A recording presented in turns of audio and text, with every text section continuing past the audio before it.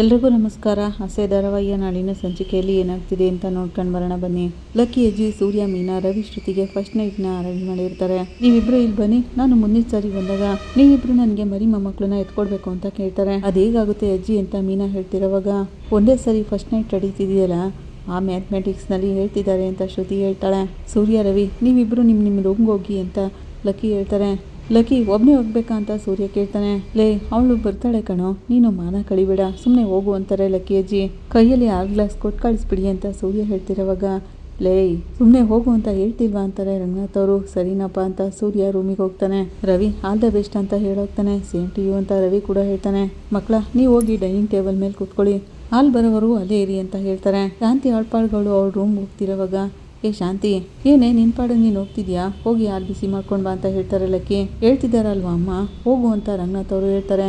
ಸರಿ ರೀ ಅಂತ ಶಾಂತಿ ಅಡುಗೆ ಮನೆಗೆ ಹಾಲು ಬಿಸಿ ಮಾಡೋಕೆ ಹೋಗ್ತಾಳೆ. ಪರವಾಗಿಲ್ವೇ, ನನ್ನ ಮಗ ಹೇಳ್ದಾಗೆ ನೀನು ಇನ್ನೂ ಕೇಳ್ತಿದ್ದೀಯಲ್ಲ ಅಂತ ಲಕ್ಕಿ ಹೇಳ್ತಾರೆ. ಶ್ರುತಿ, ಮೀನಾ ಇಬ್ಬರು ಡೈನಿಂಗ್ ಟೇಬಲ್ ಹತ್ರ ಕೂತ್ಕೋತಾರೆ. ಏನು ಶ್ರುತಿ ಇದು, ಅಜ್ಜಿ ನಮ್ಮನ್ನು ಈಗ ಸಿಕ್ಕಾಕ್ಸ್ಬಿಟ್ರಲ್ಲ ಅಂತ ಮೀನಾ ಕೇಳ್ತಾಳೆ. ಇದರಲ್ಲಿ ಸಿಕ್ಕಾಕ್ಸೋದೇನು ಬಂತು ಮೀನಾ ಮರಿ, ಮದುವೆ ಮುಗಿದ್ಮೇಲೆ ಇದೆಲ್ಲ ನಡೆಯೋದೇ ತಾನೇ ಅಂತಾಳೆ ಶ್ರುತಿ. ಅಯ್ಯೋ ಹೋಗು ಶ್ರುತಿ, ಇದೇ ಸಿಕ್ಕಿದ್ದೆ ಚಾನ್ಸು ಅಂತ ಅವರು ಓವರಾಗಿ ಆಡ್ತಾರೆ ಅಂತಾಳೆ ಮೀನಾ. ಹಾಗಾದರೆ ನಿಮಗೆ ಫಸ್ಟ್ ನೈಟ್ ಬೇಡವಾ ಅಂತಾಳೆ ಶ್ರುತಿ. ಅಯ್ಯೋ ಹೋಗು ಶ್ರುತಿ ಅಂತ ಮೀನಾ ಹೇಳ್ತಿರೋವಾಗ, ಈ ಟಾಪಿಕ್ ಬಂದಿದ್ದ ತಕ್ಷಣ ಹೆಣ್ಮಕ್ಳು ಮಾತ್ರನ ಈಗ ಅಂದ್ಕೊಳ್ಳೋದು, ಬಾಯ್ಸ್ನ ನೋಡಿ ಲೆಕ್ಕನೇ ಇಲ್ಲೇ ಇರೋ ಥರ ಓಡೋಗ್ಬಿಟ್ರು ಅಂತಾಳೆ ಶ್ರುತಿ. ಈ ಕಡೆ ಮನೋಜ್ ಕೂಡ ಶಾಂತಿ ಜೊತೆ ಅಡುಗೆ ಮನೆಗೆ ಬಂದಿರ್ತಾನೆ. ನಾನು ಸುಮ್ಮನೆ ಬೇಜಾರಲ್ಲಿ ನಿಂತಿರೋದನ್ನ ನೋಡಿ, ಯಾಕೋ ನಿನ್ನ ಮುಖ ಒಂಥರ ಇದೆ ಅಂತಾಳೆ. ಏನೂ ಇಲ್ಲ ಬಿಡಮ್ಮ ಅಂತ ಮನೋಜ್ ಹೇಳ್ತಿರೋವಾಗ, ಈ ಮನೆಯಲ್ಲಿ ಫಂಕ್ಷನ್ ನಡೀತು, ಆದರೆ ನಿನ್ನ ಮದುವೆ ಫಂಕ್ಷನ್ ನಡೀಲಿಲ್ವಲ್ಲ, ಅದೇ ಚಿಂತೆ ಕಾಣೋ ಮನೋಜ ನನಗೆ. ಆದಷ್ಟು ಬೇಗ ನಿನ್ಗೊಂದು ಹುಡುಗಿ ನೋಡಿ ಮದುವೆ ಮಾಡಿಬಿಡ್ಬೇಕು ಅಂತಾಳೆ ಶಾಂತಿ. ಅದೆಲ್ಲ ಏನೂ ಇಲ್ಲಮ್ಮ, ನಾನು ಹೋಗಿ ಡೀಲರ್ನ ನೋಡಬೇಕು, ನೋಡಿಕೊಂಡು ಸ್ವಲ್ಪ ಹೊತ್ತಾದ್ಮೇಲೆ ಬರ್ತೀನಿ ಅಂತಾನೆ ಮನೋಜ. ಏನು ರಾತ್ರಿ ಹೊತ್ತು ಹೋಗ್ತೀನಿ ಅಂತ ಹೇಳ್ತಿದೀಯಾ, ಬೆಳಿಗ್ಗೆ ಹೊತ್ತು ನೋಡಿದ್ರಾಗಲ್ವಾ ಅಂತಾಳೆ ಶಾಂತಿ. ಇಲ್ಲಮ್ಮ, ಇಲ್ಲಿದ್ರೆ ನನಗೊಂಥರ ಅನಿಸುತ್ತೆ, ನಾನು ಹೋಗಿ ಡೀಲರ್ಸ್ನ ನೋಡಿಕೊಂಡು ನನ್ನ ಫ್ರೆಂಡ್ ಸಂತೋಷ್ ಜೊತೆ ಎಲ್ಲಾದರೂ ಹೋಗಿ ಬೆಳಗಿನ ಜಾವ ಬರ್ತೀನಿ ಅಂತಾನೆ. ಇಲ್ಲಿ ಇರೋಕ್ಕಾಗಲ್ಲ ಅಂತ ಹೋಗ್ತಿದ್ಯಾ ಅಂತ ಗೊತ್ತಾಯ್ತು. ಸರಿ ಬಿಡು, ಆದಷ್ಟು ಬೇಗ ಎಲ್ಲ ಬದಲಾಗುತ್ತೆ, ನಿನಗೂ ಕೂಡ ಒಂದು ಒಳ್ಳೆ ಹುಡುಗಿನ ನೋಡ್ತೀನಿ ಕಣೋ ಅಂತ ಶಾಂತಿ ಹೇಳ್ತಿರೋವಾಗ, ಸರಿ ನಾನು ನೀನು ಬರ್ತೀನಿ ಅಂತ ಮನೋಜ್ ಅಲ್ಲಿಂದ ಹೋಗ್ತಾನೆ. ಈ ಕಡೆ ಸೂರ್ಯ ಎಲ್ಲಿ ಬಂದೇ ಇಲ್ವಲ್ಲ ಇವಳು ಅಂತ ಅನ್ಕೋತಿರ್ತಾನೆ. ಮೀನಾ ರೂಮಿಗೆ ಬರ್ತಾಳೆ. ಏನು ಮೀನಮ್ಮ ನೀನು, ಎಷ್ಟೊತ್ತಿಂದ ಕಾಯ್ತಿದ್ದೀನಿ, ಈಗ ಬರ್ತಿದ್ದೀಯಲ್ಲ ಅಂತಾನೆ ಸೂರ್ಯ. ಬೇಗ ಬೇಗ ಬರಬೇಕು ಅಂತ ಗೊತ್ತಾಗಲ್ವ ನಿನಗೆ ಅಂತಿರೋವಾಗ, ಏನ್ರಿ ಅಜ್ಜಿ ಇಲ್ಲೇ ಇದ್ದಾರೆ, ಮೇಲೆಗೆ ಮಾತಾಡಿ ಅಂತಾಳೆ ಮೀನಾ. ಅವರೇನೋ ಹೊರಗಡೆ ಇದ್ದಾರೆ, ನೀನು ಒಳಗೆ ಬಂದಿದ್ದೀಯಲ್ಲ, ಏನಕ್ಕೆ ಬಾಗಿಲು ಸರಿಯಾಗಿ ಆಗ್ತೇನೆ ಬಂದಿದ್ದೀಯಾ ಅಂತೇಳಿ ಸೂರ್ಯ ಹೋಗಿ ಸೌಂಡ್ ಆಗೋ ಹಾಗೆ ಬಾಗಿಲು ಹಾಕ್ತಾನೆ. ಏನಕ್ರಿ ಇಷ್ಟೊಂದು ಅರ್ಜೆಂಟಲ್ಲಿ ಬಾಗಿಲು ಹಾಕಿದ್ರಿ, ಹೊರಗಡೆ ಸೌಂಡ್ ಕೇಳಿಸಿದ್ರೆ ಏನಾದರೂ ಅಂದ್ಕೊಳ್ಳಲ್ವಾ ಎಲ್ಲರೂ. ಮೀನಾ ಹಾಗಂತಿರೋವಾಗ, ಏನು ಅಂದ್ಕೊಂಡ್ಬಿಡ್ತಾರೆ, ಎಲ್ರಿಗೂ ಎಲ್ಲ ಗೊತ್ತಿದೆಯಲ್ಲ ಹಾಗಂತ ಹೇಳ್ಬಿಟ್ಟು ಮೀನಾನ ಹಾಗೇನೆ ದುರ್ಗುಟ್ಕೊಂಡು ನೋಡ್ತಿರ್ತಾನೆ. ಯಾಕ್ರಿ ಹಾಗೆ ನೋಡ್ತಿದ್ದೀರಾ ಅಂತ ಮೀನಾ ಕೇಳ್ತಾಳೆ. ಇವಾಗ ನೋಡ್ತಿದ್ರೆ ನನ್ಗೆ ನಾಚಿಕೆ ಆಗುತ್ತೆ ಅಂತಾಳೆ. ಹೈ, ನೀನು ನಾಚ್ಕೋತಿದ್ಯಾ ಮೀನಾ, ನೀನು ನಾಚ್ಕೊಂಡು ಎಷ್ಟು ಚೆನ್ನಾಗಿ ಕಾಣ್ತೀಯ ಗೊತ್ತಾ ಅಂತಾನೆ. ಹಾಗಾದರೆ ಬೇರೆ ಟೈಮ್ನಲ್ಲಿ ನಾನು ಚೆನ್ನಾಗಿ ಕಾಣಲ್ವಾ ಅಂತಾಳೆ. ಅಯ್ಯೋ ಯಾವಾಗಲೂ ನೀನು ಚೆನ್ನಾಗೇ ಇರ್ತೀಯ ಮೀನಮ್ಮ, ಆದರೆ ನಾಚ್ಕೊಂಡ್ರೆ ಇನ್ನೂ ಚೆನ್ನಾಗಿ ಕಾಣ್ತೀಯ ಅಂತ ಹೇಳಕ್ಕೆ ಬಂದೆ ಅಂತಾನೆ. ಮೀನಾ, ಜಗಳ ಮಾಡೋ ಟೈಮಲ್ಲ, ನಾವೀಗ ಬಂದು ಕೆಲಸ ನೋಡೋಣ ಅಂತಾನೆ. ಮೀನಾ ಸೂರ್ಯನಿಗೆ ಹಾಲು ಕೊಡೋಕೆ ಹೋಗ್ತಾಳೆ. ತಗೊಳ್ರಿ, ಎಷ್ಟೊತ್ತು ಅಂತ ಹೀಗೇನೆ ಇಟ್ಕೊಂಡು ನಿಂತಿರ್ಲಿ ಅಂತಾಳೆ. ಅದೆಲ್ಲ ಆಗಲ್ಲ, ನೀನು ಮೊದಲು ಫಸ್ಟ್ ನೈಟ್ಗೆ ಹೇಗೆ ಬಂದೆ ಹಾಗೇನೆ ಬಾ ಅಂತಾನೆ. ಮೊದಲನೇ ಸರಿ ಏನೋ ಗೊತ್ತಿಲ್ಲದೇನೆ ಬಂದ್ಬಿಟ್ಟೆ, ನಾನು ನೋಡಿದಾಗೆಲ್ಲ ನೀವು ರೌಡಿ ಥರನೇ ಕಾಣ್ತಿದ್ರಿ, ಯಾವಾಗ ನೋಡಿದ್ರು ಯಾರಿಗಾದರೂ ಹೊಡಿತಾನೆ ಇರ್ತಿದ್ರಿ, ನನಗೆ ನಿಮ್ಮನ್ನು ನೋಡಿದ್ರೆ ತುಂಬಾ ಭಯ ಆಗ್ತಿತ್ತು, ಅದಕ್ಕೆ ಆ ರೀತಿ ಬಂದೆ ಅಂತಾಳೆ. ಅದು ಅಲ್ಲದೆ ನೀವು ಫುಲ್ ಬಾಟ್ಲನ್ನ ಕೈಯಲ್ಲಿ ಹಿಡ್ಕೊಂಡು ಕೂತಿದ್ರಲ್ಲ, ಅವಳಾಗ ಅಂದಿದ ತಕ್ಷಣನೇ, ಇಲ್ಲ ಹಳೆ ಫ್ಲಾಸ್ ಬ್ಯಾಕ್ ಎಲ್ಲ ನಮಗೇನಕ್ಕೆ ಮೀನಾ, ಈಗ ಅದನ್ನೆಲ್ಲ ಮರ್ತ್ಬಿಡು, ಈಗ ಇದೇ ನಮಗೆ ಮೊದಲನೇ ಫಸ್ಟ್ ನೈಟ್, ಮೊದಲು ಮದುವೆ ಆಗಿರೋ ಮದುವೆ ಹೆಣ್ಣಿನ ಥರ ಸಿನಿಮಾದಲ್ಲಿ ನಡೆಯುತ್ತಲ್ಲ ಆ ರೀತಿ ನಾಚ್ಕೊಂಡು ಹಾಲು ತಗೊಂಡು ನನ್ನ ಹತ್ರ ಬಾ ಅಂತಾನೆ. ಅದೆಲ್ಲ ಹೇಗ್ರಿ ಸಾಧ್ಯ ಅಂತ ಮೀನಾ ಹೇಳ್ತಿರೋವಾಗ, ಎಲ್ಲನೂ ಮರೆತು ಈಗ ತಾನೇ ನಮ್ಮಿಬ್ಬರಿಗೆ ಮದುವೆ ಆಗಿದೆ ಅನ್ನೋ ಥರ ಹೊಸ ಮದುಮಗಳು ಥರ ನಾಚ್ಕೊಂಡು ಬಾ ಅಂತಾನೆ. ನಿಮ್ದು ಇದೆಲ್ಲ ಜಾಸ್ತಿ ಆಯಿತು ಅಂತ ಮೀನಾ ಹೇಳ್ತಿರೋವಾಗ, ಮೀನಾ ಹೊಸ್ದಾಗಿ ಮದುವೆ ಆಗಿದೆ ತಾನೆ, ಈಗಿದೆಲ್ಲ ಅದೇ ರೀತಿ ನಡ್ಕೊಂಡು ಬರಬೇಕು, ಹೋಗು ನೀನಿಂದ. ಅಯ್ಯೋ ಹೋಗ್ರಿ, ಅದನ್ನೆಲ್ಲ ಯಾರು ಮಾಡ್ತಾರೆ ಅಂತ ಮೀನಾ ಹೇಳ್ತಿರೋವಾಗ, ಹಾಗಾದರೆ ಲಕ್ಕಿನ ಕರೀಲ ಅಂತಾನೆ ಸೂರ್ಯ. ಬೇಡ ನೀವು ಹೇಳ್ದಾಗೇನೆ ಮಾಡ್ತೀನಿ ಅಂತ ಮೀನಾ ಹೇಳ್ತಾಳೆ. ಆ ಭಯ ಇರಬೇಕು ನಿನಗೆ ಅಂತ ಸೂರ್ಯ ಹೇಳ್ತಾನೆ. ಮೀನಾ ಹಾಗೆಯೇ ಬಂದು ಸೂರ್ಯನಿಗೆ ಹಾಲು ಕೊಡ್ತಾಳೆ. ತಗೋ ನೀನು ಕುಡಿ ಅಂತಿರೋವಾಗ, ಯಾವಾಗಲೂ ನೀವೇ ತಾನೇ ಹಾಲು ಕೊಟ್ಟರೆ ಕುಡಿತಿದ್ದು, ಈಗಲೂ ಹಾಗೆ ಕುಡೀರಿ ಅಂತಾಳೆ. ಅದೆಲ್ಲ ಡೈಲಿ ನಡೆಯೋದೇ ಮೀನಾ, ಇವತ್ತು ಸ್ಪೆಷಲ್, ಎಲ್ಲ ಸ್ಪೆಷಲ್ ಆಗಿರಬೇಕು ಅಂತಾನೆ ಸೂರ್ಯ. ಅವತ್ತು ನಮ್ಮಿಬ್ರಿಗೂ ಒಬ್ರಿಗೊಬ್ರಿಗೆ ಕೋಪ ಜಾಸ್ತಿನೇ ಇತ್ತು, ಇವತ್ತು ನಾವಿಬ್ಬರು ಒಂದಾಗಿದ್ದೀವಿ ಹಾಗಂತ ಸೂರ್ಯ ಹೇಳ್ತಾನೆ. ಈ ಕಡೆ ರವಿ ರೂಮ್ನಲ್ಲಿ ಇರ್ತಾನೆ. ಶ್ರುತಿ ಹಾಲು ತೊಗೊಂಡು ಬಂದು ತಗೊಳ್ಳೋ ಅಂತ ಕೊಡೋಕೆ ಹೋಗ್ತಾಳೆ. ಏನಿದ್ರು ಶ್ರುತಿ, ಫಸ್ಟ್ ನೈಟಿಗೆ ಬರೋ ಥರ ಬರೋದು ಬಿಟ್ಬಿಟ್ಟು ಏನೋ ಎಲ್ಲ ಓಡೋಗ್ತಿರೋ ಹಾಗೆ ದಡದಡ ಅಂತ ಬರ್ತಿದೆಯಲ್ಲ ಅಂತಾನೆ ರವಿ. ಬೇರೆ ಯಾವ ಥರ ಬರಬೇಕಿತ್ತು ಅಂತ ಶ್ರುತಿ ಕೇಳ್ತಾಳೆ. ಸ್ವಲ್ಪ ನಾಚ್ಕೊಂಡು ತಲೆ ತಗ್ಗಿಸ್ಕೊಂಡು ಹಾಗೇನೆ ಮೆಲ್ಲಗೆ ನಡ್ಕೊಂಡು ಬರಬೇಕು, ಇದೆಲ್ಲ ಅಜ್ಜಿ ರೂಲ್ಸ್ ಅಲ್ವಾ ಅಂತಾನೆ ರವಿ. ಆಗ ಶ್ರುತಿ ಓ ಹೌದಾ ಎದ್ದೇಳು ಅಂತ ಹೇಳ್ತಾಳೆ. ಇಲ್ಲ ಪರವಾಗಿಲ್ಲ ನೀನು ಈಗೇನೆ ಹಾಲು ಕೊಟ್ಬಿಡು ಅಂತ ರವಿ ಹೇಳ್ತಿರೋವಾಗ ಸರಿ ಸರಿ ಎದ್ದೇಳು ಅಂತ ಹೇಳ್ತಾಳೆ. ಯಾಕೆ ಅಂತ ರವಿ ಕೇಳ್ತಿರುವಾಗ ಅದೇನೋ ಸಮಥಿಂಗ್ ತಲೆ ತಗ್ಗಿಸ್ಕೊಂಡು ನಾಚ್ಕೊಂಡು ಅಲ್ಲಿಂದ ನಿಧಾನಕ್ಕೆ ನಡ್ಕೊಂಡು ಬಾ ಅಂತಾಳೆ. ಏನು ನಾನು ಹಾಲು ಹಿಡ್ಕೊಂಡು ಬರೋದ ಅಂತ ರವಿ ಹೇಳ್ತಿರುವಾಗ ಯಾಕೆ ಹಸ್ಬೆಂಡು ಹಾಲು ಹಿಡ್ಕೊಂಡು ಬರಬಾರ್ದಾ, ನಿಮ್ಗಳಿಗೆ ನಾಚಿಕೆ ಅನ್ನೋದಿಲ್ವಾ, ಹೋಗಿ ಈಗ ನೀನು ಹೇಳ್ದಿಲ್ಲ ತಲೆ ತಗ್ಗಿಸ್ಕೊಂಡು ನಾಚ್ಕೊಂಡು ಹಾಲು ತೊಗೊಂಡು ಬಾ ಅಂತ ಹಾಗೇನೆ ಮಾಡ್ಕೊಂಡು ಬಾ ಅಂತಾಳೆ. ಈಗ ಬಾ ಅಂತಾಳೆ ರವಿನ. ರವಿ ದಡದಾಡ ಅಂತ ಬರ್ತಿರೋವಾಗ ಯಾಕೆ ನಾಚಿಕೆನೇ ಬರ್ತಿಲ್ವಲ್ಲ ಅಂತಾಳೆ ಶ್ರುತಿ.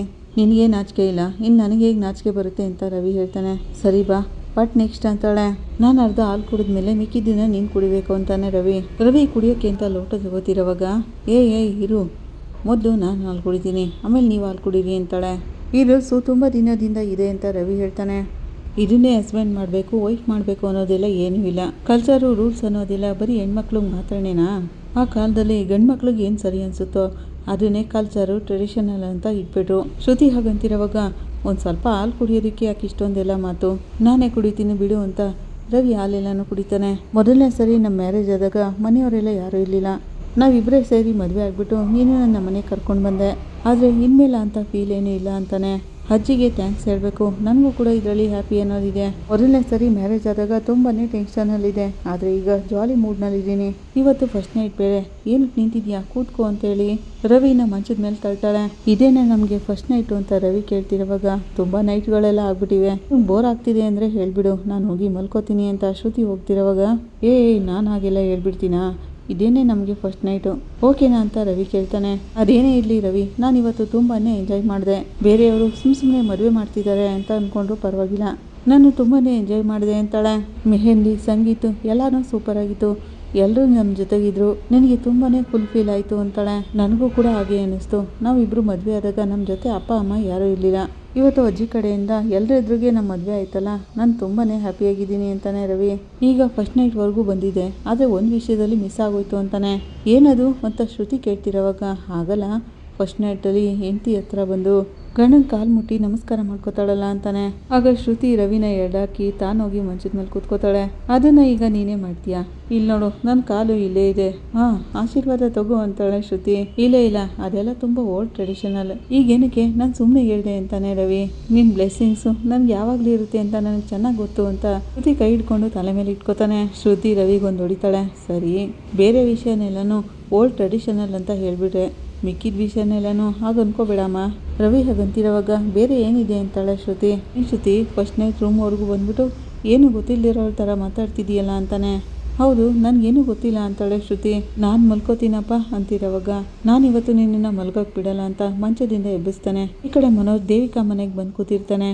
ಬನ್ನಿ ಹೇಳಿ ಅಂದರೆ ಈಗ ಬಂದ್ರಾ ಅಂತ ಕೇಳ್ತಾರೆ ದೇವಿಕಾ. ಹೌದಾ ಆಂಟಿ ಅಂತ ಮನೋಜ್ ಹೇಳ್ತಾನೆ. ಒಳ್ಳೆ ಟೈಮ್ಗೆ ಬಂದ್ರಿ ನೋಡಿ, ಇಲ್ಲಾಂದರೆ ಕನಗಾಗಿ ಬೋರ್ ಹೊಡಿತಾಯಿತ್ತು, ನಿಮ್ಮನ್ನು ಅವಳು ಕೇಳ್ತಾನೆ ಇದ್ಲು ಅಂತ ಹೇಳ್ತಾರೆ. ನನಗೂ ಒಂದು ಚೇಂಜ್ ಸಿಗಬೇಕು ಅಂತ ಅನ್ನಿಸ್ತಾ ಇತ್ತು, ಅದಕ್ಕೆ ಬಂದೆ ಅಂತಾನೆ ಮನೋಜ್. ಇದನ್ನ ಹೇಳಿ ಅಂದರೆ ನಾನು ನಿಮ್ಮಿಂದ ನಿರೀಕ್ಷಿಸ್ತಿದ್ದು ನೀವು ಯಾವಾಗ ಬೇಕಾದರೂ ಈ ಮನೆಗೆ ಬರ್ಬೋದು, ಇದು ನಿಮ್ಮನೆ, ಇರಿ ಕನಗನ ಕರಿತೀನಿ ಅಂತಾಳೆ. ಕನಗ ಯಾರು ಬಂದಿದ್ದಾರೆ ನೋಡು ಅಂತಿರೋವಾಗ ಕನಗ ಓಡ್ ಬರ್ತಾಳೆ. ಹಾಯ್ ಹಸ್ಬೆಂಡ್ ಬಂದ್ಬಿಟ್ರಾ, ಬನ್ನಿ ಅಂತ ಕರ್ಕೊಂಡು ಹೋಗ್ತಾಳೆ. ನಾನು ಅಷ್ಟೊತ್ತಿಂದ ಒಬ್ಬಳೇ ಆಟ ಆಡ್ತಿದ್ದೆ ಗೊತ್ತಾ, ಅಮ್ಮನ ಕರೆದೆ, ಅಮ್ಮ ಸ್ವಲ್ಪ ಹೊತ್ತು ಮಾತ್ರ ನನ್ನ ಜೊತೆ ಆಟ ಆಡಿದ್ದು, ಈಗ ನಾನು ನೀವು ಆಟ ಆಡೋಣ ಬನ್ನಿ ಅಂತಾಳೆ. ಅಯ್ಯೋ ನನಗೆ ಬಲೂನೆಲ್ಲ ಊದೋಕ್ಕಾಗಲ್ಲ, ಅವತ್ತು ಊದಿನೇ ನನಗೆ ಬಾಯೆಲ್ಲ ನೋಯ್ತಿದೆ ಅಂತಾನೆ ಮನೋಜ್. ಇದು ಬಲೂನ್ ಅಲ್ಲ ಇದೇ ಬೇರೆ ಅಂತ ಹೇಳಿ ಮನೋಜನ ಹಿಡಿದು ಕೂರಿಸ್ತಾಳೆ. ಕನಗ ಕಲ್ಲನ್ನ ತೋರಿಸ್ತಾಳೆ. ಏನಿದು ಅಂತ ಮನೋಜ್ ಕೇಳ್ತಾನೆ. ನಾವಿಬ್ರು ಆಟ ಆಡೋಣ ಈ ಕಲ್ಲಿಂದ ಅಂತಾಳೆ. ಹೇಗಪ್ಪ ಆಡೋದು ಅನ್ಕೋತಿರೋವಾಗ ದೇವಿಕಾಲ್ ಕೂತ್ಕೊಂಡು ನೋಡ್ತಿರೋದನ್ನ ನೋಡ್ಬಿಟ್ಟು ನನಗೆ ಈ ಆಟನೆಲ್ಲ ಆಡೋಕ್ಕೆ ಗೊತ್ತಿಲ್ವಲ್ಲ ಅಂತಾನೆ.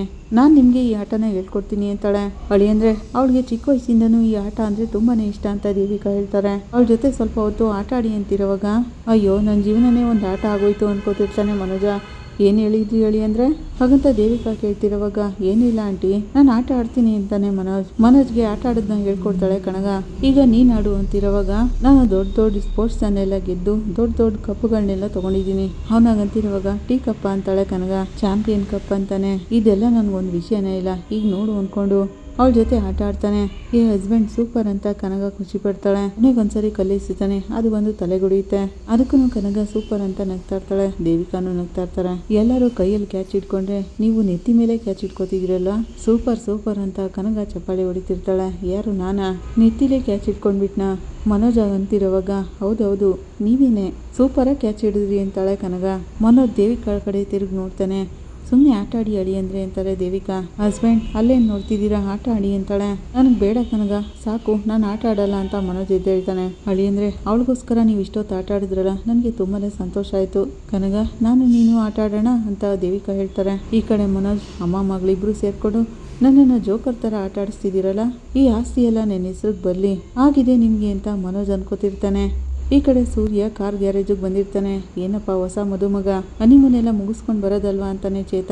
ಹೌದಪ್ಪ, ಊಟಿ ಕೊಡೈಕೆನಾಲ್ಗೆಲ್ಲ ಹೋಗಿ ಬರತ್ತಾನೆ ಅಂತ ಕಾರ್ತಿ ಹೇಳ್ತಾನೆ. ಓವರಾಗೆಲ್ಲ ಮಾತಾಡಬೇಡ್ವೋ, ಮೊದಲು ಆ ಕಾರ್ಗೆ ಸರಿಯಾಗಿ ನೀರು ಹಾಕು ಅಂತಾನೆ ಸೂರ್ಯ.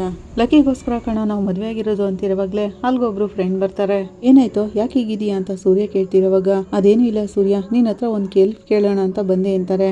ಯಾಕೋ ಈಗ ಒದ್ದಾಡ್ತಿದೀಯಾ ಅಂತ ಸೂರ್ಯ ಕೇಳ್ತಾನೆ. ಅರ್ಜೆಂಟಾಗಿ ಒಂದು 10,000 ಬೇಕು ಕಣ, ಒಂದು ತಿಂಗಳಲ್ಲಿ ವಾಪಸ್ ಕೊಟ್ಬಿಡ್ತೀನಿ ಅಂತಾರೆ. ಹೀರೋ ಏನಾಯ್ತು ಅಂತ ಮೊದಲು ಹೇಳು ಅಂತಾನೆ ಸೂರ್ಯ. ನನ್ನ ಮಗ ಸ್ಕೂಲ್ಗೆ ಹೋಗ್ತಿದ್ದ ಆಟೋಯಿಂದ ಕೆಳಗೆ ಬಿದ್ದು ಏಟ್ ಮಾಡ್ಕೊಂಡಿದ್ದಾನೆ. ಅವ್ರಾಗಂತಿರುವಾಗ ಈಗ ನಿಮ್ಮ ಮಗ ಹೇಗಿದ್ದಾನೆ ಅಂತ ಸೂರ್ಯ ಕೇಳ್ತಾನೆ. ನಿನ್ನ ಮಗನ್ ಏನೋ ಆಯಿತು, ಹೇಗಿದ್ದಾನೆ ಅಂತ ಚೇತ ಕೇಳ್ತಾನೆ. ಈಗ ಹಾಸ್ಪಿಟಲ್ನಲ್ಲಿ ಅಡ್ಮಿಟ್ ಮಾಡಿದ್ದೀನಿ, ಕೈಗೆ ಫ್ರ್ಯಾಕ್ಚರ್ ಆಗಿದೆ ಅಂತಾರೆ. ಹೇಗೋ ಫ್ರ್ಯಾಕ್ಚರ್ ಆಯಿತು ಅಂತ ಸೂರ್ಯ ಕೇಳ್ತಿರೋವಾಗ ಆ ಆಟೋದವನು ತುಂಬಾ ಜನ ಹುಡುಗರನ್ನ ಕೂರಿಸ್ಕೊಂಡಿದ್ದ. ಯಾವಾಗಲೂ ಅದೇ ಥರ ಮಾಡ್ತಾನೆ ಅವನು. ನಾನು ಭಯದಿಂದಾನೇ ಕಳಿಸ್ಕೊಡ್ತಿದ್ದೆ ಅಂತಿರೋವಾಗ ಒಂದು ತಪ್ಪು ಮಾಡ್ತಿರೋನ್ಗೆ ನೀನು ಹೇಳ್ಬೇಕು ತಾನೇ, ಈ ಥರ ಎಲ್ಲ ಮಾಡಬೇಡ ಅಂತ ಸೂರ್ಯ ಹಾಗಂತಿರೋವಾಗ ನಾನು ಹೇಳ್ದೆ ಸೂರ್ಯ, ಏನಾದರೂ ಆಗ್ಬಿಟ್ರೆ ಏನು ಗತಿ ಅಂತ ಹೇಳ್ದೆ. ಅದನ್ನ ಕೇಳಿ ಸ್ವಲ್ಪ ದಿನ ಸುಮ್ಮನೆ ಇದ್ದ, ಅದೇ ರೀತಿ ಮಾಡೋಕ್ಕೆ ಶುರು ಮಾಡ್ದ. ಅವ್ರಾಗಂತಿರೋವಾಗ ಏನೋ ಅಂತ ಆಟೋದಲ್ಲಿ ನೀನೇನಕ್ಕೆ ನಿನ್ನ ಮಗನ ಕಳ್ಸೋಕೆ ಹೋದೆ ಅಂತಾನೆ ಸೂರ್ಯ. ಇನ್ನೇನಪ್ಪ ಮಾಡೋದು, ಅವ್ನು ದುಡ್ಡನ್ನ ಕಮ್ಮಿ ತಗೋತಿದ್ದ, ಇದ್ದವರೆಲ್ಲ ತುಂಬಾ ಜಾಸ್ತಿ ಕೇಳ್ತಿದ್ರು ಅಂತಾರೆ. ಅಲ್ವೋ, ನಿನ್ನ ಮಗನಿಗಿಂತ ನಿನಗೆ ದುಡ್ಡು ಹೆಚ್ಚಾಗೋಯ್ತಾ ಹಾಗಂತ ಸೂರ್ಯ ಹೇಳ್ತಿರೋವಾಗ ತಪ್ಪೇನೆ ಕಣಪ್ಪ, ನಮ್ಮ ವ್ಯವಹಾರದಲ್ಲಿ ಎಷ್ಟು ದುಡ್ಡು ಬರುತ್ತೆ ಅಂತ ನಿನಗೆ ಗೊತ್ತಲ್ವಾ. ಬೇರೆಯವರೆಲ್ಲ ದುಡ್ಡು ಜಾಸ್ತಿ ಕೇಳ್ತಿದ್ರು, ಈ ಆಟೋ ಡ್ರೈವರ್ ಮಾತ್ರ ಜಾಸ್ತಿ ಮಕ್ಕಳನ್ನ ತುಂಬಿಸ್ಕೊಂಡು ಕಮ್ಮಿ ದುಡ್ಡನ್ನ ತಗೋತಿದ್ದ. ಇನ್ನೇನು ಮಾಡೋದು ಅಂತ ಹೇಳ್ತಾರೆ. ನಂದೇ ತಪ್ಪು, ನನ್ನ ಮಗನ ಆಟೋದಲ್ಲಿ ಕಳಿಸ್ಬಾರ್ದಿತ್ತು ಅಂತಾರೆ. ಆಟೋದವನು ಓವರ್ ಸ್ಪೀಡಾಗಿ ಹೋಗ್ಬಾರ್ದಿತ್ತು ಅಂತ ಕಾರ್ತಿಕ್ ಹೇಳ್ತಾನೆ. ಇನ್ನೇನಪ್ಪ ಮಾಡ್ತಾನೆ, ಬೈಕ್ನವನು ಜೋರಾಗಿ ಬಂದ್ಬಿಟ್ಟ, ಇವನು ಆಟೋನ ತಿರುಗಿಸ್ಬಿಟ್ಟ. ಮಕ್ಕಳು ಜಾಸ್ತಿ ಇರೋದ್ರಿಂದ ಆಟೋ ಕೆಳಗೆ ಬಿದ್ದೋಯ್ತು. 2 ಮಕ್ಕಳಿಗೆ ತುಂಬಾನೇ ಜಾಸ್ತಿ ಏಟಾಗಿದೆ. ನನ್ನ ಮಗನ ಮಾತ್ರ ಕೈಯಲ್ಲಿ ಫ್ರ್ಯಾಕ್ಚರ್ ಆಗಿ ಹಾಸ್ಪಿಟಲ್ಗೆ ಅಡ್ಮಿಟ್ ಮಾಡಿದ್ದೀನಿ. ತುಂಬಾ ಅಳ್ತಿದ್ದಾನೆ ಸೂರ್ಯ, ನನ್ನ ಕೈಲಿ ನೋಡೋಕ್ಕಾಗ್ತಿಲ್ಲ, ಮುಂದಿನ ವಾರ ಎಕ್ಸಾಮ್ ಬೇರೆ ಇದೆ. ಅವ್ರಾಗಂತಿರೋವಾಗ ಸೂರ್ಯ, ಚೇಚೆ 10,000 ತಾನೇ, ನಾನು ನಿಮ್ಗೆ ಫೋನು ಕಳಿಸ್ತೀನಿ, ಮೊದಲು ನೀವು ಹಾಸ್ಪಿಟ್ಲಿಗೆ ಹೋಗಿ ಅಂತಾನೆ. ಥ್ಯಾಂಕ್ಸ್ ಅಪ್ಪ, ಮುಂದಿನ ತಿಂಗಳು ಕೊಟ್ಬಿಡ್ತೀನಿ ಅಂತ ಹೇಳ್ತಾರೆ. ಥ್ಯಾಂಕ್ಸ್ ಎಲ್ಲ ಏನು ಬೇಡ, ಹೋಗಿ ನಿಮ್ಮ ಮಗನ ಮೊದಲು ನೋಡಿ ಅಂತಾನೆ ಸೂರ್ಯ. ಪಾಪ ಕಣ, ಚಿಕ್ಕ ಮಗು ಬೇರೆ, ಕೈಯಲ್ಲೆಲ್ಲ ಏಟ್ ಮಾಡ್ಕೊಂಡಿದ್ದಾನಲ್ಲ ಅಂತ ಚೇತ ಹೇಳ್ತಿರೋವಾಗ ಇದನ್ನೆಲ್ಲ ಆಟ ಅನ್ಕೊಂಡ್ಬಿಟ್ಟಿದ್ದಾನೆ ಆ ಆಟೋ ಡ್ರೈವರ್. ಒಂದೇ ಆಟೋದಲ್ಲಿ ಅಷ್ಟೊಂದು ಜನ ಮಕ್ಕಳನ್ನ ಕುರಿ ತುಂಬ್ಕೊ ಹೋಗಿದ್ದಾನೆ. ಈ ಥರ ಆಗದೆ ಮತ್ತಿನ್ನೇನಾಗುತ್ತೆ, ಹಾಗಾದ್ರೆ ಸ್ಕೂಲ್ ವ್ಯಾನಲ್ಲೇ ಕಳಿಸ್ಬೇಕಿದ್ದಲ್ವೇನಪ್ಪ ಅಂತ ಕಾರ್ತಿಕ್ ಹೇಳ್ತಾನೆ. ಹೌದು ಕಣ, ಕಳಿಸಿದ್ರೆ ಸೇಫ್ ಆಗಾದ್ರೂ ಇರ್ತಿದ್ರು ಅಂತ ಸೂರ್ಯ ಹೇಳ್ತಾನೆ. ಅವನು ವ್ಯಾನಿಗೆ ತಗೋಬೇಕಾಗಿರೋ ದುಡ್ಡನ್ನ ಆಟೋಗೆ ತಗೊಂಡು ಅಷ್ಟೊಂದು ಜನನ ತುಂಬ್ಕೊಂಡು ಹೋಗಿದ್ದಾನೆ ಅಂತಾನೆ ಚೇತ. ಅವನು ದುಡ್ಡು ತಗೊಂಡಿರೋ ತಪ್ಪಲ್ಲ, ಆದರೆ ದುಡ್ಡು ಸಂಪಾದನೆ ಮಾಡೋಕ್ಕೋಸ್ಕರ ಅಷ್ಟು ಜನ ಮಕ್ಕಳನ್ನ ತುಂಬ್ಕೊಂಡು ಹೋಗಿದ್ದಾನಲ್ಲ, ಇನ್ನೇನಾಗುತ್ತೆ ಅಂತ ಇನ್ನೊಬ್ಬ ಫ್ರೆಂಡ್ ಹೇಳ್ತಾನೆ. ಆಗ ಸೂರ್ಯ ಯೋಚನೆ ಮಾಡಿಬಿಟ್ಟು ನನಗೊಂದು ಅನ್ನಿಸ್ತಿದೆ ಕಣ, ಸ್ಕೂಲ್ ಮಕ್ಳಿಗೋಸ್ಕರ ಒಂದು ವ್ಯಾನ್ ಬಿಡಬೇಕು ಅಂತಾನೆ. ಏನು ಹೇಳ್ತಿದ್ಯಾ, ಸ್ಕೂಲ್ ವ್ಯಾನ ಅಂತ ಚೇತ ಕೇಳ್ತಾನೆ. ಹೌದು ಕಣ, ತಕ್ಷಣ ಒಂದು ವ್ಯಾನ್ ತಗೋಬೇಕು ಅಂತಾನೆ. ತಕ್ಷಣ ಅಂದ್ರೆ ಹೇಗೋ, ಈಗಾಗಲೇ ನಿನಗೆ ಈಗಿರೋ ಕಾರ್ಗಳ ಮೇಲೆಲ್ಲ ಸಾಲ ಇದೆಯಲ್ಲ ಅಂತಾನೆ ಚೇತ. ಗಾಡಿಗಳೆಲ್ಲ ಚೆನ್ನಾಗಿ ಓಡ್ತಿವೆ ಅಲ್ವೇನೋ, ಈಗ ನೀನು ಏನು ಮಾಡ್ತೀಯಾ ಅಂದರೆ ತಕ್ಷಣ ಹೋಗಿ ನೀನೊಂದು ಸ್ಕೂಲ್ ವ್ಯಾನ್ ಬಗ್ಗೆ ವಿಚಾರಿಸ್ಕೊಂಡು ಬರ್ತೀಯಾ ಅಂತಾನೆ. ಏನಪ್ಪ ಸೂರ್ಯ ಹೇಳ್ತಿರೋದು ಒಳ್ಳೆ ಐಡಿಯಾ ತಾನೆ ಅಂತ ಕಾರ್ತಿಕ್ ಹೇಳ್ತಾನೆ. ಅಲ್ವೋ, ಸ್ಕೂಲ್ ಸರ್ವಿಸ್ಗೆ ಅಂತ ತುಂಬಾನೇ ಇವೆ, ವಾರದಲ್ಲಿ ಬರೀ 5 ದಿನ ತಾನೇ ಸಿಗೋದು ಅಂತ ಇನ್ನೊಬ್ಬ ಫ್ರೆಂಡ್ ಹೇಳ್ತಾನೆ. ಬಾಡಿಗೆಗೆ ಮಾತ್ರ ಅಲ್ವೋ ನಾನು ಇದನ್ನ ತಗೋತಿರೋದು, ನಮ್ಮಿಂದ ಸ್ಕೂಲ್ ಮಕ್ಕಳಿಗೆ ಒಳ್ಳೇದಾಗ್ಲಿ ಅಂತಾನೆ. ತಕ್ಷಣ ಒಂದು ವ್ಯಾನ್ ತಗೋಬೇಕು ಅಂತಿರೋದು. ಹೋಗು ಚೇತ, ನೀನ್ ಮೊದಲು ವ್ಯಾನ್ ಬಗ್ಗೆ ವಿಚಾರಿಸು ಅಂತಾನೆ ಸೂರ್ಯ. ಇದು ಒಳ್ಳೆ ಕೆಲಸ ಕಣೋ, ನಾನು ಈಗಲೇ ವಿಚಾರಿಸ್ತೀನಿ ಅಂತ ಚೇತ ಹೋಗ್ತಾನೆ. ಈ ಕಡೆ ವಿಶಾಲು ತಾರಾ ಮತ್ತೆ ಮಂಜುನ ಕೂರಿಸ್ಕೊಂಡು ನಿಮ್ಗೋಸ್ಕರ ದೊಡ್ಡದಾಗಿ ರಿಸೆಪ್ಷನ್ ಮಾಡಬೇಕು ಅಂದ್ಕೊಂಡಿದ್ದೀವಿ ಅಂತಾಳೆ. ಹೌದು ಮಂಜು, ನಮ್ಮ ಮದುವೆನಲ್ಲಿ ನಮ್ಮ ಫ್ರೆಂಡ್ಸ್ನ ಯಾರನ್ನು ಕರೀಲಿಲ್ಲ, ಈಗಲಾದರೂ ಅವ್ರನ್ನೆಲ್ಲಾನು ಕರೆಯೋಣ ಅಂತ ಕೇಳ್ತಾಳೆ. ಅಂತೇಳಿ ಮಂಜುನು ಕೂಡ ಒಪ್ಕೋತಾನೆ. ವಿಶಾಲು ಇನ್ಮೇಲೆ ನಮ್ಮನ್ನ ಯಾರು ಕೇಳಲ್ಲ, ದೊಡ್ಡದಾಗಿ ರಿಸೆಪ್ಷನ್ ಮಾಡಬೇಕು. ಇದು ಬರೀ ಊರವ್ರಿಗೆ ತೋರ್ಸ್ಕೊಳಕಲ್ಲ, ಮಂಜುನ ಕಂಪ್ಲೀಟ್ ಆಗಿ ನಮ್ಮ ಕಡೆ ಹೇಳ್ಕೊಳ್ಳೋದಿಕ್ಕೆ ಈ ರಿಸೆಪ್ಷನ್ ಅರೇಂಜ್ ಮಾಡ್ತಿರೋದು. ನಮ್ಗೆ ಗೊತ್ತಿರೋ VIPsನೆಲ್ಲಾರನ್ನೂ ಕರಿಬೇಕು. ರಿಸೆಪ್ಷನ್ ಅಲ್ಲಿ ಮಂಜು ಅವ್ರನ್ನೆಲ್ಲ ನೋಡಿ ಅವ್ನಿಗೆ ನಾವೆಷ್ಟು ದೊಡ್ಡದಾಗಿ ಗ್ರ್ಯಾಂಡ್ ಆಗಿ ಮದ್ವೆ ಮಾಡ್ತಿದ್ವಿ ಅನ್ನೋದು ಗೊತ್ತಾಗ್ಬೇಕು. ನಮ್ ಲೆವೆಲ್ಗೆ ತಕ್ಕಾಗಿ ಮಾಡ್ಬೇಕು ಎಲ್ಲಾನು ಅನ್ಕೋತಿರ್ತಾಳೆ. ಆಗ್ಲೇನೆ ಅವನು ಈ ಮನೆಯಲ್ಲಿ ಅವ್ನ ಹೆಂಡತಿ ಜೊತೆ ಇರೋಕ್ಕಾಗೋದು. ನಾವ್ ಅನ್ಕೊಂಡಾಗೆಲ್ಲ ನಡೆಯೋದು ಅನ್ಕೋತಿರ್ತಾಳೆ. ಈ ಕಡೆ ಮೀನಾ ಶ್ರುತಿ ಹೋಟೆಲ್ಗೆ ಹೂ ತಗೊಂಡ್ ಬಂದಿರ್ತಾಳೆ. ಏನದ್ಕೆ ನೀವು ನಾನ್ ಬರೋವಾಗ್ಲೇ ಹೂ ನನ್ನ ಕೈಲಿ ಕೊಟ್ಬಿಡಿ, ನಾನೇ ತಗೊಂಡೋಗಿ ಹಾಕ್ತೀನಿ ಅಂತ ಎಷ್ಟೊಂದ್ ಸರಿ ಹೇಳಿದೀನಿ. ನೀವು ಇಲ್ಲಿ ತನಕ ಬೇರೆ ಬರ್ಬೇಕಲ್ಲ, ಸುಮ್ನೆ ನಿಮ್ಗೆ ಶ್ರಮ ಅಂತಾನೆ ರವಿ. ಪರವಾಗಿಲ್ಲ ರವಿ, ನಿಮ್ಗೆ ಏನಕ್ಕೆ ಶ್ರಮ, ಇದು ನನ್ ಕೆಲ್ಸ ತಾನೇ ಅಂತಾಳೆ ಮೀನಾ. ಅದು ಅಲ್ಲದೆ ನಾನು ಎಲ್ಲೆಲ್ಗೆ ಹೂ ಕೊಡಕ್ ಹೋಗ್ತೀನಿ, ಅಲ್ಲೆಲ್ಲ ನಾನೇ ಹೋಗಿ ದೇವ್ರಿಗೆ ಹೂ ಹಾಕಿದ್ರೇನೆ ನನ್ ಮನ್ಸಿಗೆ ತೃಪ್ತಿ ಅಂತಾಳೆ. ನಾನೇನೋ ಒಂದ್ ಸ್ವಲ್ಪ ದಿನ ಇಲ್ಲಿ ಹೂ ತಂದು ಕೊಟ್ಬಿಟ್ಟು ಆಮೇಲೆ ನಿಮ್ ಕೈಲಿ ಹೂ ಕೊಟ್ಟು ಕಳ್ಸಿದ್ರೆ ಹೂ ಮಾರೋರು ಸರಿ ಇಲ್ಲ ಅಂತ ಅನ್ಕೊಳಲ್ವಾ? ಮೀನಾ ಹಾಗಂತಿರೋವಾಗ ಶ್ರುತಿ ನಗ್ತಾಳೆ. ಮೀನಾ ಮರಿ, ರವಿ ಹಾಗೇನೆ ಹೇಳೋದು ಅಂತ ಶ್ರುತಿ ಹೇಳ್ತಿರೋವಾಗ, ಹಲೋ ಓನರ್ ನೀವೇನೇ ಅಮ್ಮ, ನಾನು ಇಲ್ಲಿ ಬರೀ ಎಂಪ್ಲಾಯ್ ಮಾತ್ರನೇ ಅಂತಾನೆ, ಅದಕ್ಕೆ ನೀವು ಇವಳ ಜೊತೆನೆ ಕೇರ್ಫುಲ್ ಆಗಿರ್ಬೇಕಾಗಿರೋದು ಅಂತಾನೆ. ಮೀನಾ ಮರಿ ಇಲ್ಲಿಗೆ ಬರೋದ್ರಿಂದ ನನಗೆ ತುಂಬಾನೇ ಹ್ಯಾಪಿ ಆಗುತ್ತೆ. ಇಲ್ಲಿ ಸ್ವಲ್ಪ ಹೊತ್ತು ಅವ್ರ ಜೊತೆ ಮಾತಾಡ್ಬೋದಲ್ವಾ? ಅವಳಾಗಂತಿರೋವಾಗ, ಮನೆಯಲ್ಲೂ ಕೂಡ ಹೋಗಿ ಮಾತಾಡ್ತಿರಲ್ವಾ ಅಂತಾನೆ ರವಿ. ಅಲ್ಲೇ ಗೋ ಫ್ರೀಯಾಗಿ ಮಾತಾಡೋಕ್ಕಾಗುತ್ತೆ. ನಿಮ್ಮಮ್ಮ ನಾವೇನ್ ಮಾತಾಡ್ಕೋತೀವೋ ಅಂತ ಸ್ಪೈ ತರ ಅಬ್ಸರ್ವ್ ಮಾಡ್ತಾನೆ ಇರ್ತಾರಲ್ಲ. ಶ್ರುತಿ ಹಾಗಂತಿರುವಾಗ, ಓ ಹೌದಾ, ಹಾಗಾದ್ರೆ ಮನೆಗೆ ಹೋಗಿ ಅಮ್ಮನ ಜೊತೆ ಹೇಳ್ತೀನಿ ಬಿಡು ಅಂತಾನೆ ರವಿ. ಹೋಗಿ ಹೇಳ್ಕೊ, ನನಗೇನು ಭಯನಾ ಹಾಗಂತ ಶ್ರುತಿ ಹೇಳ್ತಿರೋವಾಗ, ಅದೇನೇ ಅಲ್ವಾ, ನೀನ್ ಯಾರಕ್ಕೆ ತಾನೇ ಎದುರ್ಕೋತೀಯ ಅಂತಾನೆ ರವಿ. 3 ಜನ ನಗ್ತಿರೋವಾಗ್ಲೇ ರವಿಗೆ ಫೋನ್ ಬರುತ್ತೆ. ಸರ್, ನಾನು ಈಗಲೇ ಹೊರಟೆ, 20 ಮಿನಿಟ್ಸ್ ಅಲ್ಲಿ ಇರ್ತೀನಿ ಅಂತಾನೆ. ಶ್ರುತಿ, ನಾನು ಹೇಳಿದ್ನಲ್ಲ ಬ್ಯಾಂಕ್ ಮ್ಯಾನೇಜರು ಲೋನ್ ಕೊಡ್ತೀನಿ ಅಂತ ಹೇಳಿದ್ದಾರೆ ಅಂತ. ಹಾಗಂತ ರವಿ ಹೇಳ್ತಿರೋವಾಗ, ಲೋನ್ಗೋಸ್ಕರ ಹೋಗ್ತಿದ್ದೀರಾ ಅಂತ ಮೀನಾ ಕೇಳ್ತಾಳೆ. ಹೌದದಕ್ಕೆ ಸ್ವಲ್ಪ ಇಂಟೀರಿಯರ್ ಎಲ್ಲಾನು ಚೇಂಜ್ ಮಾಡಬೇಕು, ಅದಕ್ಕೋಸ್ಕರ ಅದಕ್ಕೆ ನಾನು ಇನ್ನು ಬರ್ತೀನಿ ಅಂತ ಹೇಳೋಗ್ತಾನೆ. ಮೀನಾ ಮರಿ ಕೂತ್ಕೊಂಡು ಮಾತಾಡೋಣ, ನಿಮ್ಗೆ ಏನಾದರೂ ತರಿಸ್ಲಾ ಅಂತ ಕೇಳ್ತಾಳೆ. ಬೇಡ ಶ್ರುತಿ, ನಾನು ಲೇಟಾಗಿ ತಿಂಡಿ ತಿಂದೆ ಅಂತಾಳೆ ಮೀನಾ. ಇದೆಲ್ಲ ನಮ್ಮ ಮನೆಯಲ್ಲಿ ದಿನಾಲೂ ನಡೆಯೋದೇ ಅಲ್ವಾ, ನೀವೆಲ್ಲ ಕೆಲಸನೂ ಮುಗಿಸಿ ಲೇಟಾಗಿ ತಿಂಡಿ ತಿಂತೀರಾ, ನಿಮ್ಮ ಆರೋಗ್ಯನೂ ಸ್ವಲ್ಪ ನೋಡ್ಕೋಬೇಕು ಮೀನಾ ಮರಿ ಅಂತಾಳೆ. ಸರಿ ಬನ್ನಿ ಕೂತ್ಕೋ ಬನ್ನಿ ಅಂತ ಹೇಳ್ತಿರೋವಾಗ್ಲೇ ಶ್ರುತಿ ಮೀನಾ ಅನ್ಕೊಂಡು ಪೂಜಾ ಅಲ್ಲಿಗೆ ಬರ್ತಾಳೆ. ಪೂಜಾ ಅಂತ ಮೀನಾ ಹೇಳ್ತಿರೋವಾಗ್ಲೇ, ಹೇಗಿದೆಯಾ ಪೂಜಾ ಅಂತ ಕೇಳ್ತಾಳೆ ಮೀನಾ. ನಾವು ಚೆನ್ನಾಗಿದ್ದೀವಿ, ಏನ್ ಈ ಕಡೆ ಅಂತ ಮೀನಾ ಕೇಳ್ತಾಳೆ. ಮೀನಾ ಮರಿ, ಸ್ವಲ್ಪ ಹೊತ್ತಿಗೆ ಮುಂಚೆ ಇವರೇ ಕಾಲ್ ಮಾಡಿದ್ರು, ನಾವಿಬ್ರ ಜೊತೆ ಮಾತಾಡ್ಬೇಕು ಅಂತ ಹೇಳಿದ್ರು. ಮೀನಾ ಅವ್ರು ಬರ್ತಾರ ಅಂತಾನು ಕೇಳಿದ್ರು. ಇನ್ ಸ್ವಲ್ಪ ಹೊತ್ತಲ್ಲಿ ಬರ್ತಾರೆ ಅಂತ ನಾನೇ ಹೇಳಿದ್ದು, ಅದಕ್ಕೆ ಇವ್ರು ಬಂದಿದ್ದಾರೆ ಅಂತಾಳೆ. ಏನ್ ವಿಷಯ ಪೂಜಾ ಅಂತ ಮೀನಾ ಕೇಳ್ತಾಳೆ. ಕಾಫಿ ಕುಡಿತೀರಾ ಅಂತ ಶ್ರುತಿ ಕೇಳ್ತಾಳೆ. ಅದೆಲ್ಲ ಏನು ಬೇಡ ಅಂತ ಪೂಜಾ ಹೇಳ್ತಾಳೆ. ಮೊದಲು ಕೂತ್ಕೋ ಬನ್ನಿ ಅಂತ ಶ್ರುತಿ ಹೇಳ್ತಾಳೆ. ಹೇಳು ಪೂಜಾ, ಏನ್ ಮಾತಾಡ್ಬೇಕು ಅಂತ ಕೇಳ್ತಾಳೆ ಮೀನಾ. ಎಲ್ಲ ನನ್ನ ಫ್ರೆಂಡ್ ಬಗ್ಗೆನೇ ಅಂತಾಳೆ. ರೋಹಿಣಿ ತುಂಬಾನೇ ಸುಳ್ಳು ಹೇಳಿ ಎಲ್ಲರನ್ನ ಏಮಾರಿಸಿದಾಳೆ. ಆ ವಿಷಯದಲ್ಲಿ ನನಗೂ ಕೂಡ ತುಂಬಾನೇ ಕೋಪ ಇದೆ ಅವಳ ಮೇಲೆ. ಆದ್ರೆ ಸ್ವಲ್ಪ ದಿನದಿಂದ ಅವಳನ್ನ ನೋಡ್ತಿದ್ರೆ ನನಗೆ ಪಾಪ ಅನಿಸ್ತಿದೆ ಮೀನಾ. ಅವಳಾಗಂತಿರೋವಾಗ, ಏನಾಯ್ತು ರೋಹಿಣಿ, ಏನಾಗಿದೆ ಅಂತ ಕೇಳ್ತಾಳೆ ಮೀನಾ. ರೋಹಿಣಿ ಪ್ರೆಗ್ನೆಂಟ್ ಆಗಿದ್ದಾಳೆ ಅಂತ ನಿಮ್ಗೇನೆ ಗೊತ್ತು, ಆ ಮಗು ಮನೋಜ್ ಅವ್ರದೇ ಅಂತ ನೀವು ನಂಬ್ತೀರಾ ಅಂತ ಕೇಳ್ತಾಳೆ ಪೂಜಾ. ಇದ್ರಲ್ಲಿ ಡೌಟ್ ಮಾಡೋಕ್ ಏನಿದೆ, ಮನೋಜ್ ತಾನೇ ಅವ್ರ ಹಸ್ಬೆಂಡ್ ಅಂತ ಕೇಳ್ತಾಳೆ ಶ್ರುತಿ. ರೋಹಿಣಿ ತುಂಬಾನೇ ಏಮಾರಿಸಿರ್ಬೋದು, ಆದ್ರೆ ಈ ವಿಷಯದಲ್ಲಿ ಅವಳು ಸುಳ್ಳು ಹೇಳಲ್ಲ ಅಂತ ನಾವು ನಂಬಿದೀವಿ ಅಂತಾಳೆ ಮೀನಾ. ನಮ್ಮ ಮನೆಯಲ್ಲಿ ಅತ್ತೆ ಮಾತ್ರ ನಂಬ್ತಿಲ್ಲ ಅಷ್ಟೇ, ಮನೋಜ್ ಅವ್ರು ಕೂಡ ಒಪ್ಕೊಂಡಿದ್ದಾರೆ ಅಂತಾಳೆ ಶ್ರುತಿ. ಈಗ ರೋಹಿಣಿ ಇರೋ ದೊಡ್ಡ ಸಮಸ್ಯೆನೇ ಮನೋಜ್ ಅವರು. ಪೂಜಾ ಹಾಗಂತಿರೋವಾಗ, ಯಾಕೆ ಹಾಗೆ ಹೇಳ್ತಿದ್ದೀರಾ ಅಂತಾಳೆ ಮೀನಾ. ಮನೋಜ್ ಅವರು ಮಗುನ ಅಬಾರ್ಷನ್ ಮಾಡಿಸು ಅಂತ ತುಂಬಾನೇ ಟಾರ್ಚರ್ ಕೊಡ್ತಿದ್ದಾರೆ ಅಂತಾಳೆ. ಏನೋ ಅಬಾರ್ಟ್ ಮಾಡಕ್ ಹೇಳಿದ್ರ ಅಂತ ಶ್ರುತಿ ಕೇಳ್ತಾಳೆ. ಏನಿದು, ಅವ್ರ ಮಗುನ ಅವರೇ ಅಬಾರ್ಷನ್ ಮಾಡಿಸ್ತಿದಾರ ಅಂತ ಮೀನಾ ಕೇಳ್ತಾಳೆ. ಮೀನಾ ಮರಿ, ಅದೇನೇ ಅಲ್ವಾ, ಅವ್ರ ಮಗು ಅಂತ ಅವ್ರು ಒಪ್ಕೋತಾನೆ ಇಲ್ವಲ್ಲ ಅಂತಾಳೆ ಶ್ರುತಿ. ಕರಳ್ನ ಕತ್ತರಿಸೋ ಅಧಿಕಾರ ಅವ್ರಿಗೆ ಎಲ್ಲಿದೆ ಅಂತ ಮೀನಾ ಕೇಳ್ತಾಳೆ. ಸರಿ ತುಂಬಾನೇ ಫೋರ್ಸ್ ಮಾಡಿ ಹಾಸ್ಪಿಟಲ್ಗೆ ನಾನೇ ಕರ್ಕೊಂಡು ಹೋಗ್ತೀನಿ ಅಂತ ಹೇಳ್ತಿದ್ರಂತೆ. ಹಾಗಂತ ಪೂಜಾ ಹೇಳ್ತಿರೋವಾಗ, ಅದಕ್ಕೆಲ್ಲ ರೋಹಿಣಿ ಏನ್ ಹೇಳಿದ್ರು ಅಂತ ಕೇಳ್ತಾಳೆ ಶ್ರುತಿ. ಟೈಮ್ ಕೊಡಿ ಅಂತ ಕೇಳಿದಾಳಂತೆ, ಅದಕ್ಕೆ ಅವರು ಒಪ್ಕೊಳ್ದೇನೆ ಡೈಲಿ ಅಬಾರ್ಟ್ ಮಾಡಿಸು ಅಂತ ಟಾರ್ಚರ್ ಕೊಡ್ತಿದಾರಂತೆ. ಪೂಜಾ ಹಾಗಂತಿರುವಾಗ, ಮನೋಜ್ ಅವ್ರೇನು ಇಷ್ಟೊಂದು ಚೀಪಾಗಿ ಬಿಹೇವ್ ಮಾಡ್ತಿದಾರಲ್ಲ ಅಂತಾಳೆ ಶ್ರುತಿ. ಮನೋಜ್ ಅವರು ಇಷ್ಟು ದೂರ ಹೋಗಿ ಫೋರ್ಸ್ ಮಾಡ್ತಿದ್ದಾರೆ ಅಂತಂದ್ರೆ ಖಂಡಿತ ಅವ್ರ ಅಮ್ಮ ಇದ್ರಲ್ಲಿ ಇನ್ವಾಲ್ವ್ ಆಗಿದ್ದಾರೆ ಅಂತ ನಮ್ಗೆ ಅನ್ನಿಸ್ತಿದೆ ಅಂತಾಳೆ ಪೂಜಾ. ಆಗ ಶ್ರುತಿ, ಹೌದೌದು, ಇದು ಖಂಡಿತ ಅತ್ತೆ ಐಡಿಯಾನೇ ಆಗಿರುತ್ತೆ ಅಂತಾಳೆ. ಹೌದು ಶ್ರುತಿ, ಇದು ಮನೋಜ್ ಅವ್ರು ಒಬ್ರೇನೆ ತಗೊಳ್ಳೋ ನಿರ್ಧಾರ ಅಲ್ವೇ ಅಲ್ಲ. ಹಾಗಂತ ಮೀನಾ ಹೇಳ್ತಾಳೆ. ಮಗು ಬೇಕಾ ಬೇಡವಾ ಅಂತ ಡಿಸೈಡ್ ಮಾಡೋದು ರೋಹಿಣಿ ತಾನೇ, ಅದನ್ನ ಯಾಕೆ ಮನೋಜ್ ಅವರು ಒಪ್ಕೊಳ್ದೇನೆ ಟಾರ್ಚರ್ ಮಾಡ್ತಿದ್ದಾರೆ, ಅಬಾರ್ಟ್ ಮಾಡಿಸು ಅಂತ ಹೇಳೋಕೆ ಅವ್ರಿಗೆ ಏನ್ ರೈಟ್ಸ್ ಇದೆ ಅಂತಾಳೆ ಶ್ರುತಿ. ಅಲ್ಲ, ಅದು ಒಂದು ಜೀವದ ಪ್ರಶ್ನೆ, ಆ ಜೀವನೇ ಕೊಂದ್ಬಿಡು ಅಂತ ಹೇಳ್ತಿದಾರಲ್ಲ, ತುಂಬಾನೇ ಜನಗಳಿಗೆ ಮಕ್ಳಿಲ್ದೆ ಕಷ್ಟ ಪಡ್ತಿದ್ದಾರೆ ಅಂತ ಮೀನಾ ಹೇಳ್ತಿರೋವಾಗ, ರೋಹಿಣಿಗೆ ಅಬಾರ್ಷನ್ ಮಾಡ್ಸೋಕೆ ಇಷ್ಟ ಇಲ್ಲ ಅಂತಾಳೆ. ಒಬ್ಬ ತಾಯಿಯಾಗಿ ಹೋಟೆಲ್ ಬೇರೆತಿರೋ ಮಗುನ ಹೇಗ್ ತಾನೇ ಅಬಾರ್ಷನ್ ಮಾಡ್ಸೋಕೆ ಒಪ್ಕೋತಾಳೆ ಅಂತಾಳೆ ಪೂಜಾ. ಖಂಡಿತ ಅದೆಲ್ಲ ಸಾಧ್ಯನೇ ಇಲ್ಲ. ಒಂದ್ ಗಿಡ ನೆಟ್ರೆ ಅದು ಬಾಡೋದ್ರೇನೆ ತುಂಬಾನೇ ಮನ್ಸಿಗೆ ಕಷ್ಟ ಆಗುತ್ತೆ, ಅಂತದ್ರಲ್ಲಿ ಹೋಟೆಲ್ ಇರೋ ಮಗುನ ಒಂದು ಜೀವನ ಕೊಲ್ಬೇಕು ಅಂದರೆ ಅದೇಗೆ ಸಾಧ್ಯ ಅಂತಾಳೆ ಮೀನಾ. ರೋಹಿಣಿ ಮನ್ಸಿಗೆ ಇಷ್ಟೊಂದು ಸಂಕಟ ಆಗಿರ್ಬೇಡ ಅಂತಿರುವಾಗ ನಾನು ರೋಹಿಣಿಗೆ ಹೇಳ್ದೆ, ಇದುವರೆಗೂ ಎಷ್ಟೋ ವಿಷಯದಲ್ಲಿ ನೀನು ಸುಳ್ಳು ಹೇಳಿದ್ಯಾ, ಈ ವಿಷಯದಲ್ಲೂ ಅಬೋಷನ್ ಮಾಡಿಸಿದ್ದೀನಿ ಅಂತ ಮನೋಜ್ ಅವ್ರಿಗೆ ಸುಳ್ಳು ಹೇಳಿ ಮೇಂಟೈನ್ ಮಾಡು ಅಂತ ಹೇಳಿದ್ದೀನಿ ಅಂತಾಳೆ ಪೂಜಾ. ಅದಕ್ಕೆ ಅವಳು ಒಪ್ಕೊಳ್ತಾನೆ ಇಲ್ಲ ಅಂತಿರುವಾಗ ಮೀನಾ ಮತ್ತೆ ಶ್ರುತಿ ಒಬ್ರಿಗೊಬ್ರು ಮುಖ ನೋಡ್ಕೋತಾರೆ. ಅವಳು ನೆನ್ಸ್ಕೊಂಡ್ರೆ ನನಗೆ ತುಂಬಾನೇ ಪಾಪ ಅನಿಸ್ತಿದೆ, ನೀವಿಬ್ರಾದ್ರೂ ಅವಳಿಗೆ ಸಪೋರ್ಟ್ ಆಗಿರಿ ಅಂತ ಕೇಳಕ್ ಬಂದೆ ಅಂತಾಳೆ. ಪಾಪ ಅವಳು ಬೇರೆ ಯಾರು ತಾನೇ ಇದ್ದಾರೆ ಅಂತಿರುವಾಗ ನನ್ಗೂ ಮೀನಾ ಅವ್ರಿಗೆ ಈಗ ಸ್ವಲ್ಪ ದಿನದಿಂದ ರೋಹಿಣಿ ಮೇಲೆ ಸಿಂಪತಿ ಬಂದಿರೋದು. ಈಗ ಸ್ವಲ್ಪ ದಿನದಿಂದ ಮನೆಯಲ್ಲಿ ರೋಹಿಣಿ ಟಾಪಿಕ್ ಬಂದ್ರೆ ನಾವಿಬ್ರು ಅವಳಿಗೆ ಸಪೋರ್ಟ್ ಆಗಿನೇ ಮಾತಾಡ್ತಿರೋದು ಅಂತಾಳೆ ಶ್ರುತಿ. ಇಷ್ಟೊಂದು ದಿನ ಅವಳು ಎಷ್ಟೋ ತಪ್ಪುಗಳನ್ನ ಮಾಡಿದಾಳೆ, ಆದ್ರೆ ಈಗ ಸ್ವಲ್ಪ ಸ್ವಲ್ಪ ಬದಲಾಗಿದ್ದಾಳೆ. ಈಗ ಅವಳು ಒಬ್ಬ ತಾಯಿ ಬೇರೆ ಆಗ್ತಿದ್ದಾಳೆ. ನಾವು ಅವಳನ್ನ ಹಾಗೆಲ್ಲ ಬಿಟ್ಬಿಡಲ್ಲ ಪೂಜಾ ಅಂತಾಳೆ ಮೀನಾ. ಡಿವೋರ್ಸ್ ಕೇಸ್ ಬೇರೆ ಕೋರ್ಟಿಗೆ ಬಂದಿದೆ, ಜಡ್ಜ್ ಏನ್ ತೀರ್ಪು ಕೊಡ್ತಾರೆ ಅಂತಾನೆ ಗೊತ್ತಿಲ್ಲ. ಪೂಜಾ ಹಾಗಂತಿರುವಾಗ ತೀರ್ಪು ಏನೇ ಇದ್ರು ಇಂಥ ಸಮಯದಲ್ಲಿ ಮನೋಜ್ ಅವರು ರೋಹಿಣಿಗೆ ಸಪೋರ್ಟ್ ಮಾಡಲೇಬೇಕು. ಮೀನಾ ಹಾಗಂತಿರುವಾಗ ಹೌದೌದು, ರೋಹಿಣಿಗೋಸ್ಕರ ಅಲ್ಲದೆ ಇದ್ರು ಆ ಬೇಬಿಗೋಸ್ಕರನಾದ್ರೂ ಸಪೋರ್ಟ್ ಮಾಡಲೇಬೇಕು ಅಂತಾಳೆ ಶ್ರುತಿ.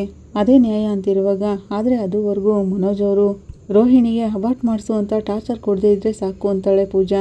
ನಾವ್ ಹೇಳಿದ್ರೆ ಅವಳು ಕೇಳೋರಲ್ಲ ಮೀನಾ ಮರಿ, ನಾವು ಸೂರ್ಯ ಅವರು ಮತ್ತೆ ರವಿ ಜೊತೆ ಹೇಳಿದ್ರೇನೆ ಸರಿ ಹೋಗೋದು ಹಾಗಂತ ಶ್ರುತಿ ಹೇಳ್ತಾಳೆ. ಈ ಕಡೆ ಸೂರ್ಯ ರೂಮ್ ಕಟ್ಟೋ ಕಡೆ ಬಂದು ನಿಂತಿರ್ತಾನೆ. ಯಾಕೋ ಸೂರ್ಯ ಹೀಗೆ ಒಬ್ನೇ ನಿಂತಿದೆಯಲ್ಲ ಅಂತ ರವಿ ಕೇಳ್ತಾನೆ. ಆದಷ್ಟು ಬೇಗ ರೂಮ್ ಕಟ್ಸಿ ಮುಗಿಸ್ಬಿಡ್ಬೇಕಣೋ, ಹೀಗೆ ಆದ್ರೆ ಮುಂದೆ ಹೋಗ್ತಾನೆ ಇರುತ್ತೆ ಅಂತಾನೆ ಸೂರ್ಯ. ಪರ್ಮಿಷನ್ ಲೆಟರ್ಗೋಸ್ಕರ ಟ್ರೈ ಮಾಡ್ತಿದ್ರಲ್ಲ, ಸಿಕ್ತಾ ಅಂತ ಕೇಳ್ತಾನೆ ರವಿ.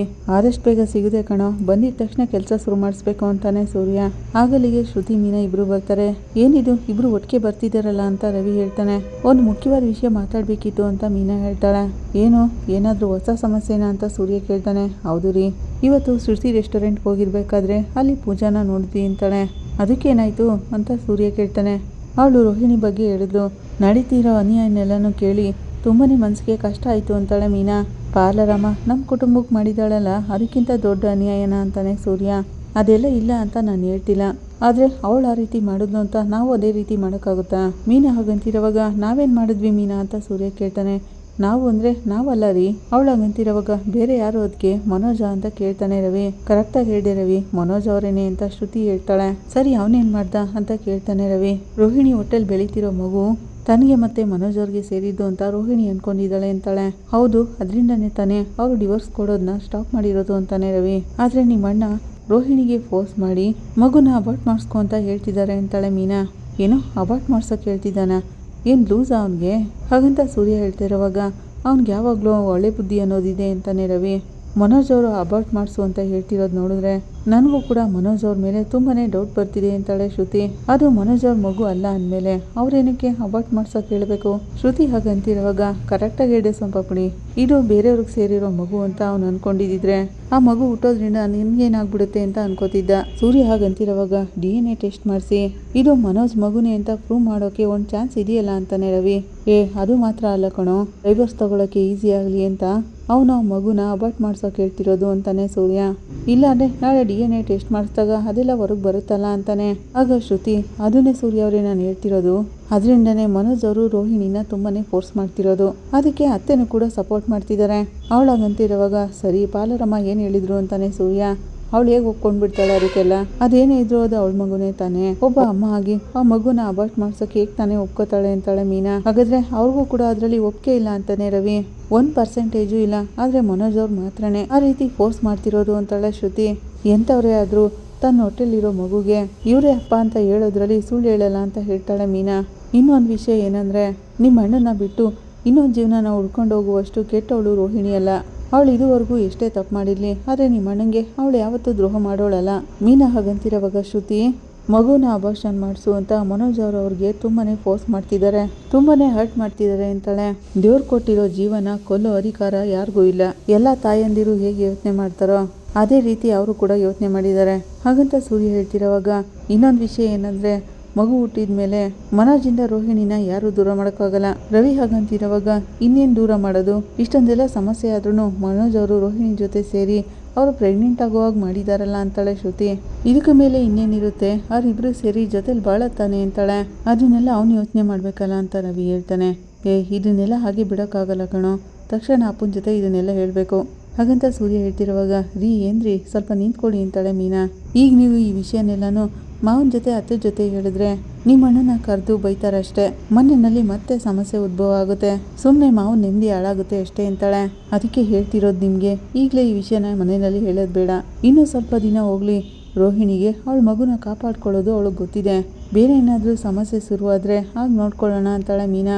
ಅಮ್ಮನೇ ಕಣೋ ಈ ಐಡಿಯಾನೆಲ್ಲನೂ ಮನೋಜ್ಗೆ ಹೇಳ್ಕೊಟ್ಟಿರೋದು, ಯಾಕಂದ್ರೆ ರೋಹಿಣಿ ಈ ವಿಷಯದಲ್ಲಿ ಸುಳ್ಳು ಹೇಳಿದಾಳೆ ಅಂತ ಅನ್ಕೊಂಡ್ಬಿಟ್ಟಿದ್ದಾರೆ. ರವಿ ಹಾಗಂತಿರುವಾಗ ರೋಹಿಣಿ ಏನು ಸುಳ್ಳು ಹೇಳಿಲ್ಲ, ಮನೋಜ್ ಅವ್ರನ್ನ ನಂಬಿಸೋಕೆ ಅಬಾರ್ಷನ್ ಮಾಡಿಸ್ಕೊಂಡಿದ್ದೀನಿ ಅಂತ ಹೇಳಿದ್ರು ನಾನು ಸುಳ್ಳು ಹೇಳಲ್ಲ ಅಂತ ಹೇಳಿದಾಳೆ.